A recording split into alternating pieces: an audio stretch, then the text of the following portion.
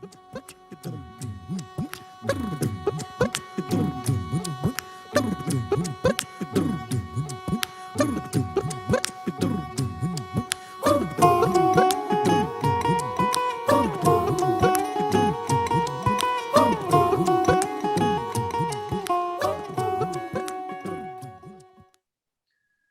à tous, nous avons la chance d'avoir aujourd'hui avec nous et pour donc l'ouverture du Grenoble Indian Film Festival 2020, un cinéaste que nous aimons beaucoup, qui est voisin, donc il habite à Genève et qui nous a fait l'honneur d'être avec nous déjà lors de la première édition avec son film qui était sélectionné chez nous, hein, le secret de Kanwar, qui était avec IRRFAN KHAN déjà. Et il revient aujourd'hui nous parler d'IRRFAN, mais qui a donc joué dans son dernier film qui était Songs of Scorpions, que nous avions pris en 2018 au Grenoble Indian Film Festival, ravi de le prendre. C'était avec IRRFAN et Golshifteh Farhani, donc une actrice iranienne mais basée à Paris. Donc voilà, nous avons cette immense chance d'avoir Anup Singh avec nous aujourd'hui, qui donc est cinéaste et donc qui va partager ce moment, cet hommage qu'on est en train de faire à IRRFAN, nous parler de qui il était, de comment ils ont travaillé ensemble, quel est son sentiment sur cette expérience qu'il a eue de partager ces moments privilégiés en tant que cinéaste avec IRRFAN, d'avoir dirigé IRRFAN dans deux de ses films. Thank you so much, Anu, for being with us. This is the second time we're fans of your films, loyal and fidèle, to have you know the luck and the privilege of having your films in our festivals. We're really lucky for this. Super lucky. Sonia, thank you very much, and bonjour, everyone. Voilà. We had Songs of Scorpions. We had this. We had a chat live in the hall in 2017 for JIF. That was after Kissa. And so you were able to answer these very specific questions that people had for you about the film. And then we haven't seen you in a couple of years, and meanwhile you made Songs of Scorpions. So tell us a little bit about how that came about, because we are doing this as a special tribute, this conversation, and who could be a better person than you, who worked with IRRFAN for 2 films. Tell us a little bit about the experience. First of all, Sonia, thank you very much for inviting me to speak with you again. It's always a pleasure. And the pleasure in a way is double, because this year you've chosen to pay a tribute to one of our most important actors in India, and someone who's very, very dear to me,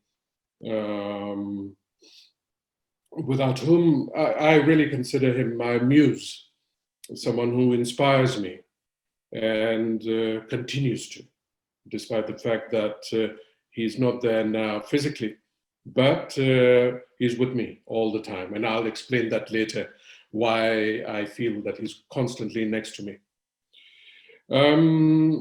Talking about the Song of Scorpions, your question is, how did I come to it? And the thing is that you might remember, and I think it's more than a memory, it's a scar and a shame and a trauma that India as a country and its people carry with them, I think, after even all these years. And many people internationally also came to know about it. And this is that a certain rape took place on a bus in Delhi, and it was such a horrific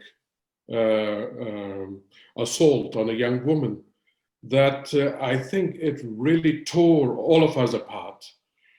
And we realized that we had changed as a country. Something within us had changed. And we see that change now in our politics, in the kind of violence that is growing in India almost every day. You know. Living with that incident, living with that experience, I think was hard for many, many of us. And one night I woke up because I dreamt a few images, and I felt that these images had a lot to do with that particular incident. I felt around me that there was a lot of poison.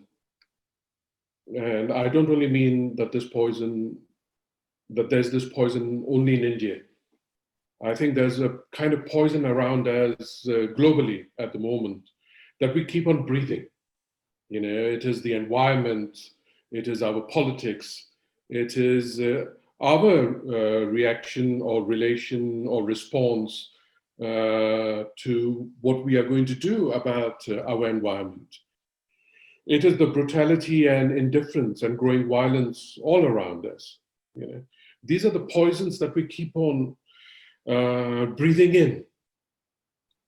And I felt that here was a moment in time for all of us where we needed to think about it and make a certain choice. And the choice for me is that all this poison that we breathe in, do we also then just simply breathe it out? Or do we breathe out a song? You know, that was my question, really. And it is out of this question that the film came to be. Beautiful. Wow. I know that there's and we've said this, there's so much depth in the way you you know, construct and build and write and then which leads to obviously your films and the subjects with the exploration that there is about history, about psychology, so many different layers of things in your film. So it surprised me. I found it absolutely beautiful, and I thought to myself, I've grown up a whole part of my life in Rajasthan and I knew nothing about these traditions. And so that was something I learned. And I was happy because I thought, now I know something that I didn't know. And that is it had this magical quality about it. Obviously, there's something about, you know, the folk tales. Rajasthan is part of that, the traditions and everything. But it as in your style, there's different layers to things, and it revealed a new side of something that I'd never seen or never heard of. So I think it's interesting, and it's so. There's this side of educating us, teaching us things, bringing these stories to us and stories behind stories. How was it getting him to be part of both these films? Your experience with IRRFAN, what was it like? Because these are deep subjects. These are, and he was a very. Everybody thought he was a very, you know, how can I say, an intellectual person, a very, at the same time, simple, approachable. And then you have this feeling where everything was deep and everything was, you know, I can't even find the words to describe it, because there was this minimalistic side of things, of the way he just carried his lines without any kind of effort. And at the same time, you felt there was a deep thinking about everything, that there was no lightness of being in a way. So you go to him with these films. Was it because he was IRRFAN and because you'd seen this side to him in the way he, in his performances, that you proposed these roles to him? Well, I had seen quite a few of his films, and I had a great regard for him as an actor. And curiously, many years ago, we had actually done a TV series together, and even when we were working on something which is not really my cup of tea, but I decided to do it because he had agreed to be a part of it. I think something had clicked between us. We felt we understood something about each other. And more important than anything else, I think there was a sense of trust. So when I went to him with Le Secret de Kanwar, he initially said, Anup, I can't do this film. He read the script. He listened to me. And he said, I can't do this film. The character that you're asking me to play is such a dark character. And I'm not in that position within myself today, at this moment, to play someone so dark, So I was obviously very disappointed, and I returned home. But even as I was traveling, this is in Bombay, we'd met in Bombay.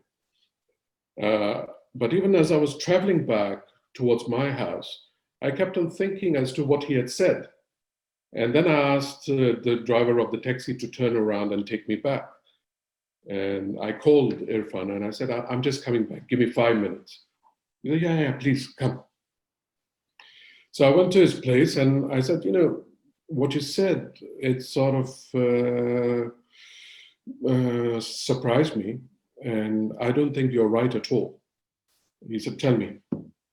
So I said, look, you love, let's say, a singer like Nusrat Ali Fateh Khan.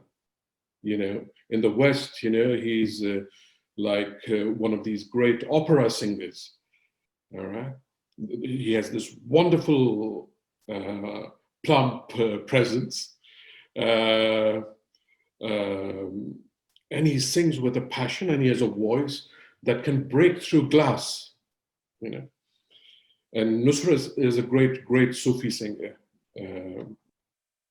I said, you love him. You listen to him all the time. And then when you watch Nusrat singing, you can see how his face distorts, because of the sound that is coming out of him. And the face looks sometimes really scary and horrific. And I thought, this is the surface, this whole violence, let's say, on his face. But the sound that comes out of him is really one of the most beautiful sounds that we have ever heard on this earth. I said, this is what I want you to play, that what we see might appear really violent and destructive and dark, but underneath there is, this very beautiful sound that is really what makes us the human beings that we are. How did you react to that? What did he say? He said, let's do it, Anup, let's go. Immediately, all right? That was it, okay? And that's it. That's how we started work on Le Secret de Kanwar. So fabulous! You got the right words. You're a Well, poet and a filmmaker. You can't say this to every actor, Not every actor would understand you in the same way. Right. And the thing with Irfan, and I think this is important, one of the things to try and understand him a little bit, there are many aspects to him, like for every human being. So I can only talk about the aspects that I came to know. Is that for him, acting, if you like, is certainly a job. It is his employment. He gets paid for it. But more than that, I think very early in his life, even when he was just doing theater, he made a choice, and he said to himself that I want to grow through my profession. I don't really just want to exist and survive which means make money, you know. But I want to grow as a human being.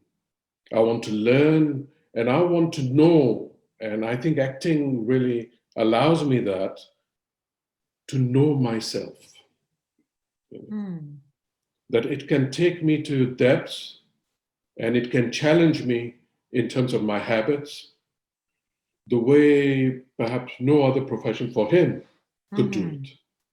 So for him, acting was a spiritual practice. And he came to it with that giving of himself. He was vulnerable, he was open. He would listen to the most atrocious comments that a director could make, you know.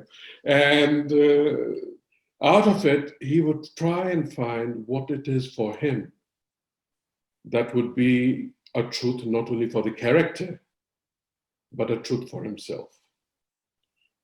Let me try and explain this through an example. While we were shooting Le Secret de Kanwar, we had finished about half the shoot or something, and one day I happened to come out of the house where we were shooting, and we were out in nature. We were in the Punjab, and he was in one corner somewhere with the wheat fields behind him and a forest, you know. And he was speaking to himself. And as I came closer, I realized he wasn't actually speaking to himself. He was singing, kind of humming, you know, to himself. And I came and stood behind him, and I just, you know, listened. And then I realized after a while that this singing was very, very strange, because he was singing the dialogues of the film. Wow. You know, he wasn't singing any song, he was singing the dialogues of the film. So I said to him, Irfan, what are you doing? You know? And he said, you know, when we think about dialogue, we think about, you know, what the character is, and whether he's angry or, you know, in love or irritated, you know, all these things. He said, all right, that is true, that is fine. But, you know, when I start singing the dialogues, I realize that there is something else. There are emotions, there are nuances, there are modulations, there are rhythms, which if I just think in terms of a character, I will never find. You know? And he said that has been very important working on this particular film with you, you know, that you allow me to do that, and you allow me to bring nuances which I would not otherwise be able to, because most people expect me to play character, and you always are asking me to play the human being behind the character.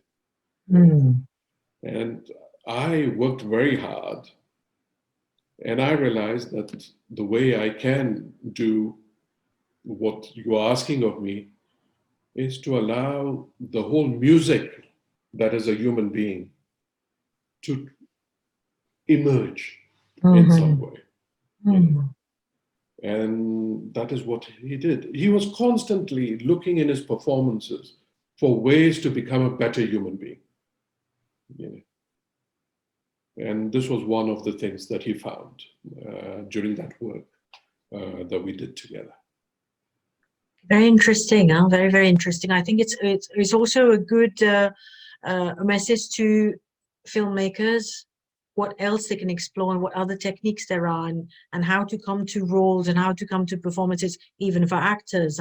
We're always looking for these different things to help them, because one needs these tools, and then there's some brilliant actors who make these tools themselves so that they can meet the demands of what the filmmaker really wants, and to reach that vision that he has, which is difficult to match, obviously. So yes, because the subject is a complex, difficult subject. You're expecting something, you've got something in your mind as a filmmaker, and then you're expecting things as with performances in a way. So when you get that, and you get that from somebody like IRRFAN, must be immense. You must be, I mean, it's like joyful, right? It is.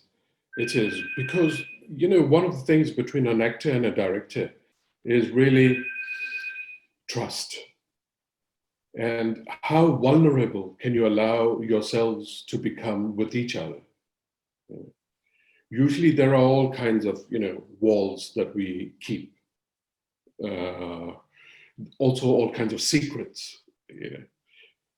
And sometimes also in direction you manipulate each other, But that is when you don't trust each other. Okay. And with IRRFAN, I think from very early on, we understood that there were a certain approach to life.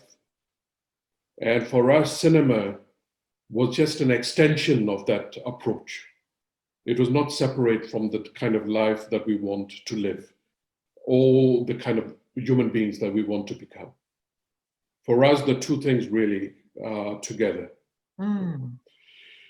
And therefore, when we sat down together, when we spoke, or when we worked together, he knew and I knew that we would always help each other transgress, cross borders, cross boundaries, which in other cases would be embarrassing or even shaming, But when we were together, it was a pact that we are trying to understand what we can be more, and that was very important. What more can we be? We are not just IRRFAN KHAN, we are not just, Anup Singh, but IRRFAN KHAN is a man, a father, a son, a woman, something in between. He's air, he's water, and all these elements he would try and find if that were true or not true. And how much of a truth was it? So if you look at his performances, I think you will see that in certain films, like, in mainstream Bollywood films that he has done, he plays the really skilled actor, an actor who is really so good, and his craft is so excellent that he just, comes on the knife edge of what a character should be. And then there are certain other films that he does where you realize that, this character is shifting, is turning. We can't put our finger on him. We can't say, is he good? Is he bad? Is he, there is this man, he's very strong, but there is something feminine about him, or there's something of the child about him. What is this man, What is this character?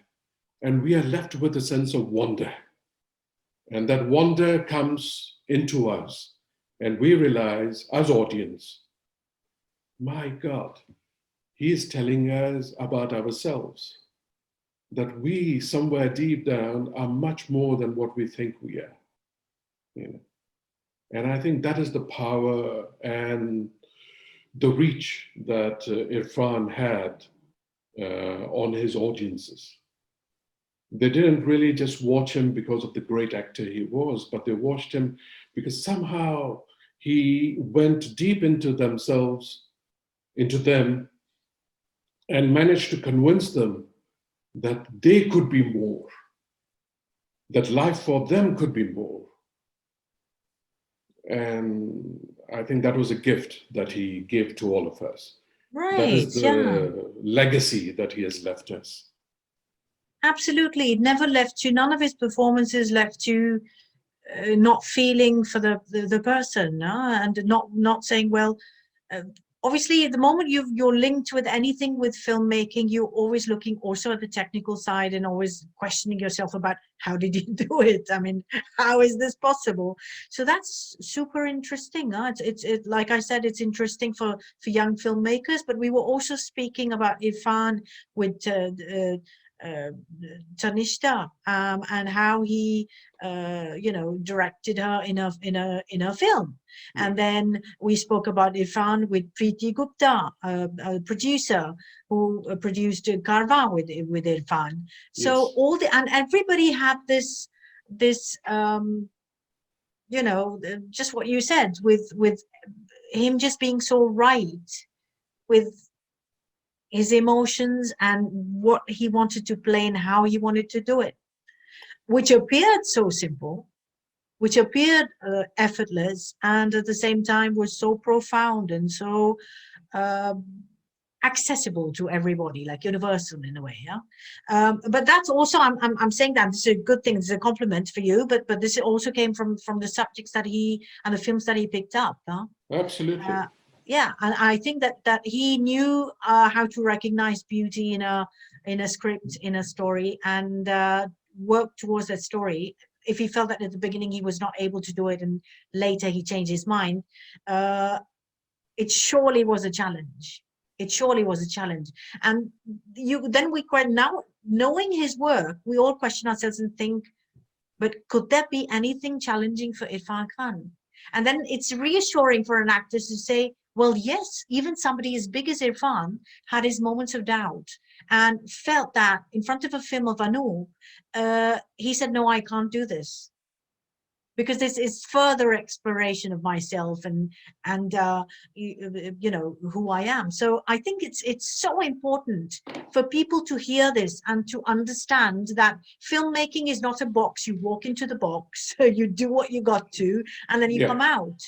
It's the whole person, it's everything, it's life itself. We're taking life into this character, into the film, into everything.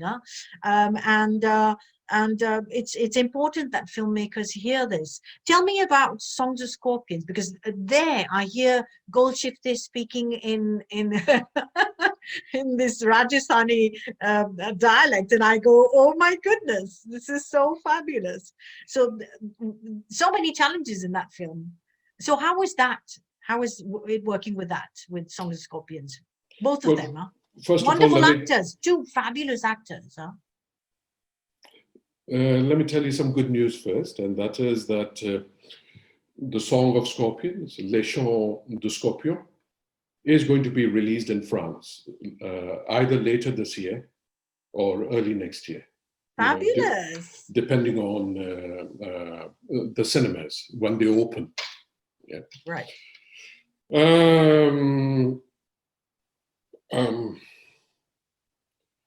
So I went to, even while I was writing Les Chants du Scorpion, I'd already told Irfan that I'm working on a new script and I'll come to you very soon. So we often talked about what we were going to do next. And finally, I did go to him with the script of the Song of Scorpions. And he read it and he said, Anup, I can't do this. You know? What are you making me do? Exactly. He said, I can't do this. It's frightening. I don't think I have that kind of darkness in me, And why is it that you always bring me these kind of roles, really? What are you doing to me? This was half in jest. Okay. But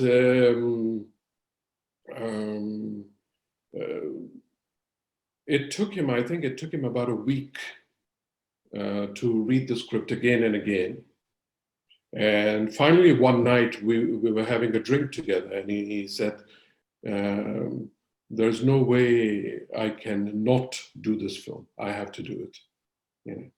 And let's do it. Let's go. Let's do it together. Okay. So that was how it was with Irfan, And actually, I knew he would do it. I was sure, because we had found each other so close and we had understood each other so well. For example, that when I was directing him on Quel, Le Secret de Kanwar, there came a moment near the end of the film where we just had to look at each other and we would know whether the shot is going well, not going well. Sometimes he would just do a gesture, a small gesture, you know, and I would understand what he was trying to say, and I would just shake my head, and he would understand what I was saying. So there came a time when we could just sit together for maybe hours and not say a word, you know, just the silence, and we were just happy just there, sitting together. So I knew that finally we would do this film together. The problem was casting the woman, the female character, protagonist really of the film. And I started a lot of auditions.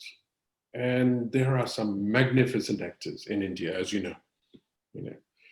And there are actors that I love and respect. And I came very close to choosing one who I thought would be perfect for the role. And then we were invited to a film festival in Abu Dhabi.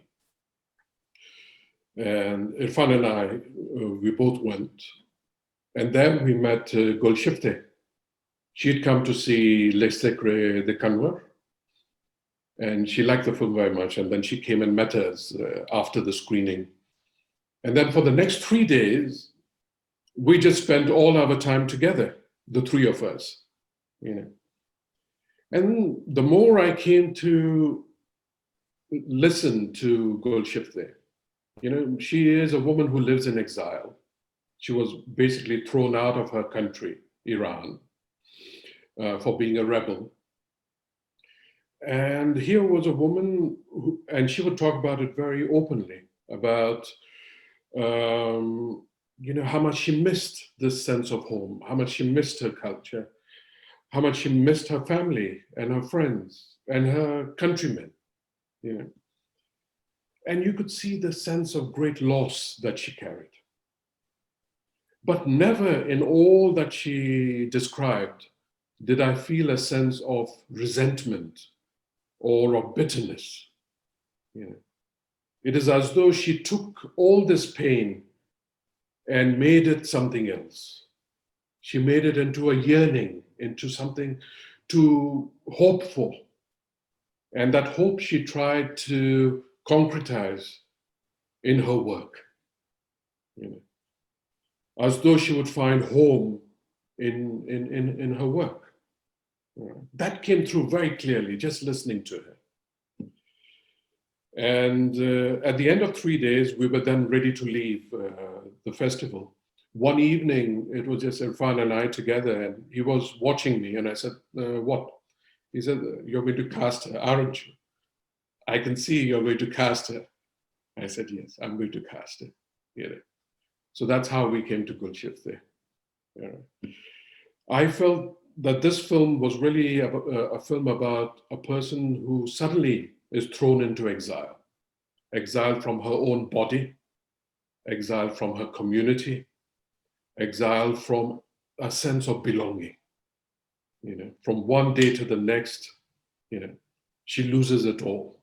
And I felt that I wanted an actor who would be able to play it with a sense of grace, the sense of loss to be played with a sense of grace rather than with a sense of anger. And I felt Golshifteh would be perfect. There was another reason to cast her, that when I traveled deep into the deserts of Rajasthan, I realized that the faces of the people were actually quite different from, you know, the kind of faces that you find in North India, elsewhere. And Golshifteh had just the right face. Okay. True, huh? Yeah. So that is how we came to cast her. And was it difficult, you know, with having to get across your lines in a different language, and what was their interaction together on set, working together on this film that's so in a special part of India, which not everybody gets to see or knows about, and then you've this very particular story in a story about what happens, like a folk tale kind of a thing, this magical ambience, this magical atmosphere that there is, and all of that, you know, with Irfan, with Golshifteh. Were you nervous at some point? Were there moments that were challenging at some point? I think those 3 days that we were together at the festival helped us a lot to understand each other. That was a good starting point. But there was something else, and I must mention this. As you know, the film also has this great Indian diva in it, and that is Vaida Rahman. Absolutely. All right. In the 50s, she was one of the greatest actresses, and she has worked with you know, people like Gurudev. And these films are films that for younger filmmakers like me, you know, are films that we look up to. These are the films that we have learned from. Okay. So there was a very special relationship between Golshifteh and Vaida Rahman. Okay. I must tell you that there is something about Golshifteh which is like a thundercloud. All right? It is constantly moving, and there is a lot of sound and noise that she carries. Okay, she's bubbling all the time. She's not the kind of actor who comes and sits down nicely. No. When she enters the set, it is like some force of nature entering. You know, she'll run to somebody, she'll run to somebody else. And she had this relationship with Vaida. They just loved each other. When she would see Vaida Rahman on the set, which means the desert, you know, with all these dunes, I would see her come from her car, and she would see Vaida Rahman, and she would run.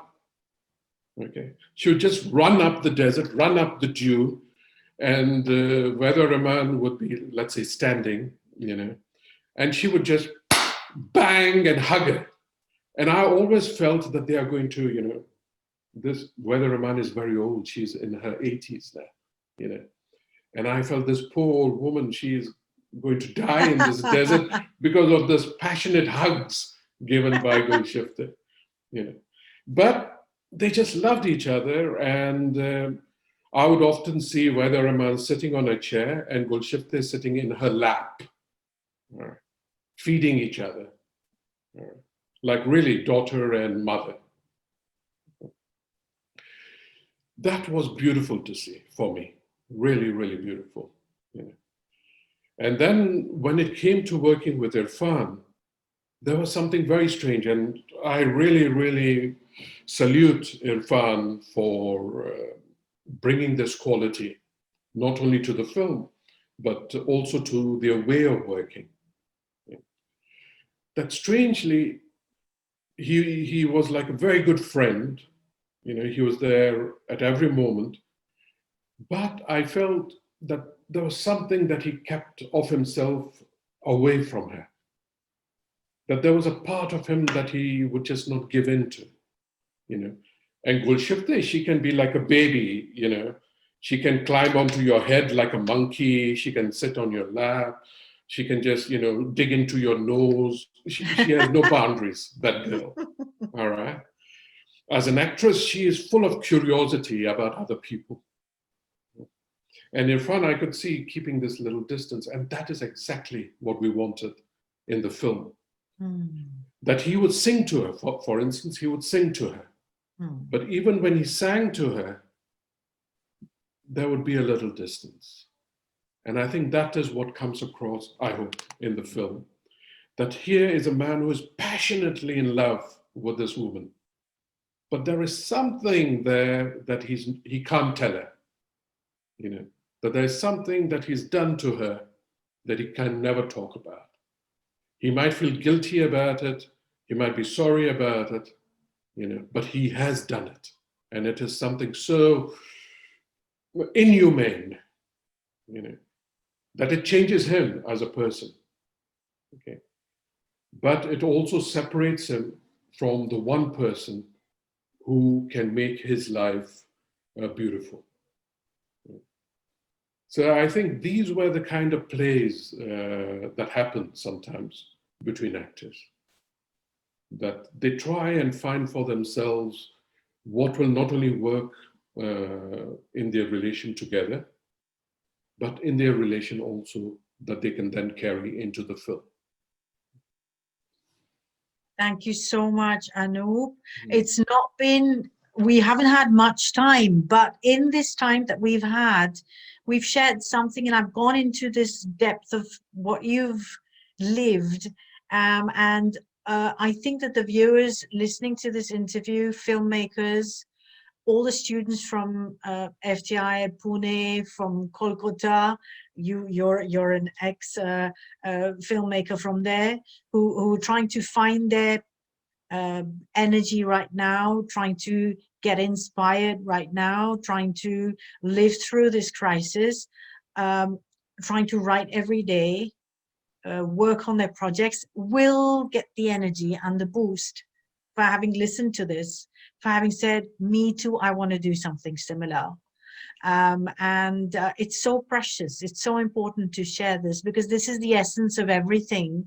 The film is there, but it's the journey also that matters, right? And so that they find the energy to say that in these 3-4 years where we get together, we work together, we're going to be doing this film. We too want these experiences, and we too want to live things like this. And I think it's going to be a very positive message for everybody. I'm just saying to everyone to look out for Songs of Scorpions in France. C'est une excellente nouvelle. On nous a annoncé, donc Anup vient de nous annoncer que la sortie est prévue en France. Nous l'avons eu en avant-première française, mais quelle bonne nouvelle de savoir que ça va sortir partout en France. On attend la fin de la crise. Ça va bien finir par arriver. We will have a way out of this crisis. So it's hope. It's love for filmmaking, and it's so important for festivals to have films like this, to have filmmakers who participate, who share these experiences with us about IRRFAN. You're going to be making films, you're working on other projects, and very soon we hope to have you back so that we can, know what else you're working on, hopefully for the release in France, and do a little something so that we can, get back on this. Thank you so much. Immense thanks. Grand merci. We really love you and ask you to take care of yourself so you can keep giving us good, beautiful films. Sonia, thank you very much. I'm very, very pleased to speak with you. Thank you. À bientôt. À bientôt. Bye. Bye for now.